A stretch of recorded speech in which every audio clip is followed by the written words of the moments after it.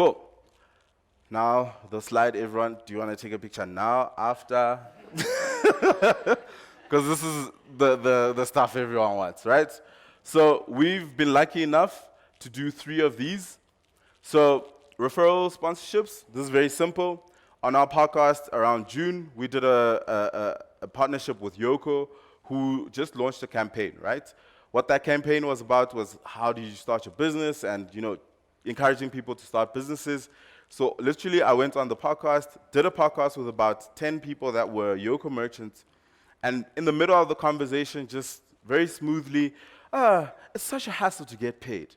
Don't you feel like everyone should have a card machine, right? That is the referral sponsorship. I can tell you that through 3 episodes of that, we actually got about 7 sales from that. And no one ever complained about the ad. That 7 sales was way lower in terms of cost per acquisition, in terms of all the other channels that Yoko actually had, okay? Secondly, traditional sponsorships. This is very basic, just like, we like your podcast, we think you have a lot of numbers, we want to get on there, right? Someone pays you whatever amount you feel like is fair or whatever, and you put their name on there. So this podcast is sponsored by, or this podcast is in partnership with, this podcast is, like that. Very simple again. So there's standard measures in terms of what it should cost. Those are in dollars, just convert that. But I'd say convert that and then times it by 10. Because honestly, most brands don't understand what this might cost or what its value is, right? But because of that, it's a really good time to just take advantage, right? So the biggest thing around all of this, around monetization for podcasts, is that someone is more likely to buy something on a podcast than they are on YouTube or on social media. That is a stat. Literally, you can go on Nielsen reports and look this up. So conversion is much better, and the cost per acquisition is way lower, which is everything that any business wants. Cool? And then brand partnerships, which is literally just like, hey, this whole part. So, for example, in I think February, we did a podcast around social entrepreneurs, which was sponsored by or powered by Red Bull.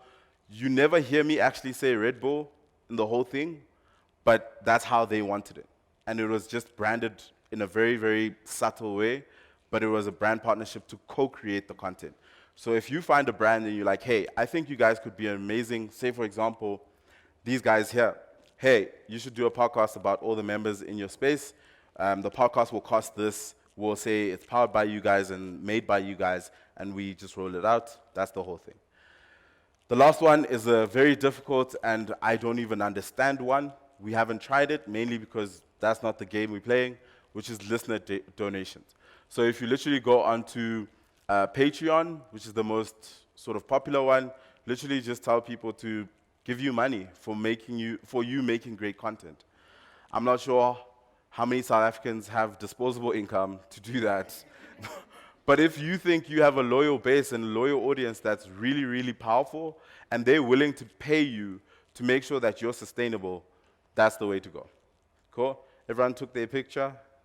Sure.